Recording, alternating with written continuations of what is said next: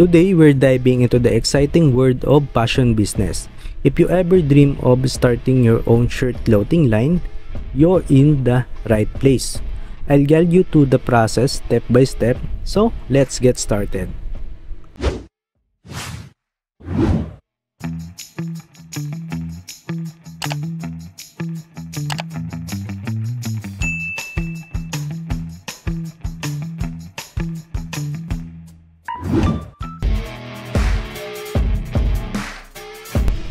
Ang unang hakbang sa pag-create ng iyong clothing line ay ang pag-identify ng iyong niche.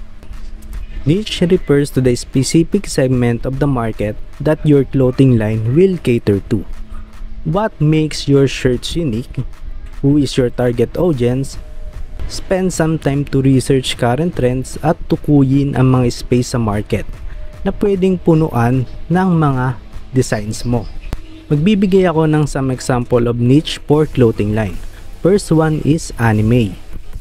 Halos lahat ng kabataan, batang 90s or kahit mga adult sa panahon ngayon, loves anime. But isa sa mga disadvantage sa anime niche is saturated na. Kaya kailangan mo talaga ng matinding marketing or promotions dito. Next is frat shirts.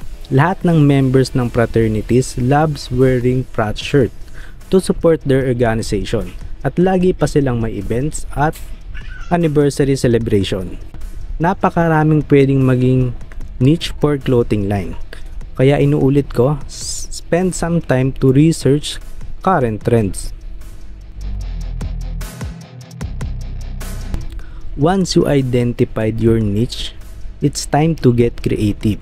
Start sketching up your designs o makipagtrabaho sa isang graphic artist or designer para mabuo ang iyong vision.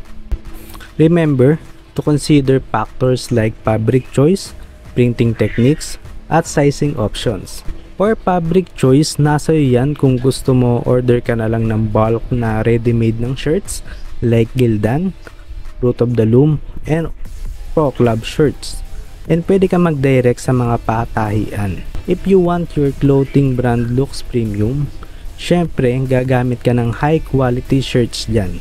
Add ka din syempre ng etiketa, neck tags at freebie stickers. Next step ay ang paghanap ng manufacturer para mag-produce ng iyong mga damit. Look for suppliers na kaya mag-deliver ng quality products sa reasonable price. Don't forget to ask about minimum order quantities at production timelines. For printing techniques na gagamitin, tatlo lang naman yung pwede mong pagpilian dyan. Silkscreen, DTF, at sublimation. Yun nga lang guys, sa sublimation, selected lang yung fabrics doon. Drip-it, spandex, at cotton spandex lang. Hindi siya pwede sa 100% cotton shirts. With your designs finalized and your manufacturer secured, it's time to set up your physical and online store. Platforms like FB Marketplace, Shopee, Lazada or TikTok Shop make it easy to create a professional looking storefront nang walang coding experience. And syempre, it's better if you have physical store. Pero kung sideline or magsisimula ka pa lang, pwede naman home or online store lang muna. Ngayong up and running na ang iyong store, it's time to spread the word.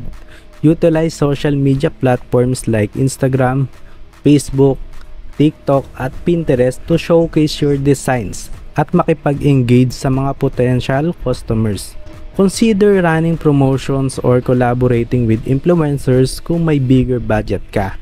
At try to run ads in social media or online stores to increase visibility. As orders starts rolling in, make sure you have a list or system in place for fulfillment at customer service. Ship orders promptly at provide excellent customer support para sa positive experience ng iyong customers. At iyan ang lahat, a step-by-step guide to starting your own shirt clothing line. Always remember, success doesn't happen overnight. So stay patient at keep hustling.